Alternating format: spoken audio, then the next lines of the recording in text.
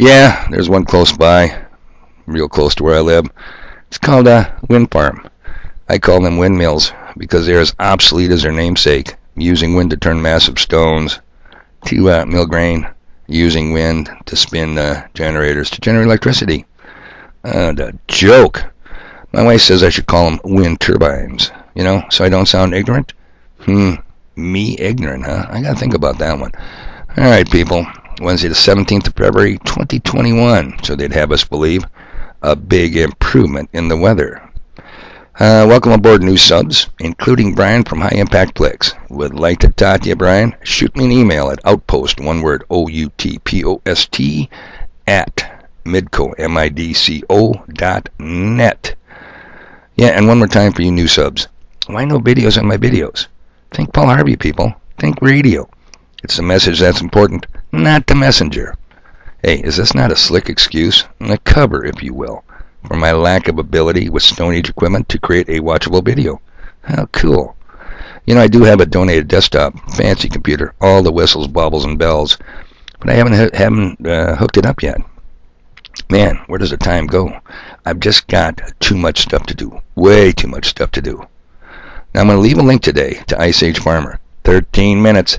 Make time because it will lead well into tomorrow's video that will cover what Galen Windsor, Rob Dupuis, and Al Fletcher Prouty tried to advance in North Dakota back in the day to deal with the nation's current and ever-increasing problem concerning energy distribution and the ever-so-frail federal power intertie.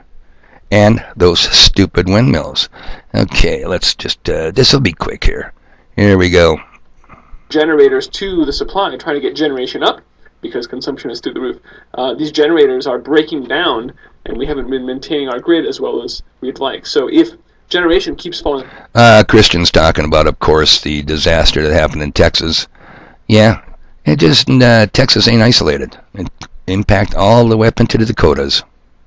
Offline, and we're already seeing them starting to pull power from other parts of the country, which we didn't think that was supposed to happen, right? Texas grid is separate from the rest of the U.S., but you see these reports from, for example, in North Dakota, their grid is going down here to a cattle rancher in North Dakota saying, yeah, they say our grid is overloaded. It's never happened before. Here again is another cattle rancher in Nebraska who says our power is getting shut down. This means our overhead doors don't operate, our security and fire system doesn't work, it's freezing outside. What are we supposed to do? Again, cattle ranchers need power to keep their operations running. And then again, here from Keith Nystrom in South Dakota, who says, thanks a lot, guys. You've shuffled the power to go south, and they've shut down the grain elevators here. We're not critical infrastructure. That means I, as a farmer, have no way to get my product to market, which means I lose my income.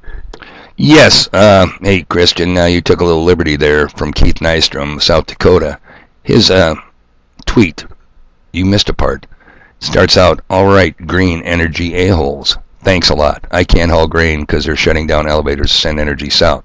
I just thought I'd point it out for you, Christian. Come on, a-hole. That's not a bad word. People, I encourage you to watch that link. Because, I'll tell you what. Now his video, Red Alert, Food Supply Chain shutting down his blackout spread. That comes from the Texas Secretary of Agriculture. But some serious problems here. And I'm going to use this. You need this information because it's going to lead into tomorrow. I might even take 2 videos to cover the subject. The vulnerability to an EMP event on our electric power grid needs some serious discussion too. So stay tuned. In other words, I'm just getting started. Well, I went back to the Charlie Foxtrot at noon yesterday. I won't beat a dead horse, or however you say that thing. I won't belabor the point. But come on, people. Wouldn't a reasonably prudent person, wouldn't you think, before you call us all back to work at noon, you'd at least, at a bare minimum, make sure your equipment is working? I mean, these people are absolutely clueless on how to run a business. Unbelievable. So I'm looking for another exciting day. Action-packed out there. They want to start at 8 a.m. today. They're going to try and get stuff done. Well, you got to see this one. Okay, stuff to do. Lots of it, people. Now, you know what I'm going to tell you, but it's not all bad. Watch that video link, and while you're at it, enjoy the ever-warming dark winter. Boy, I hope this trend keeps up.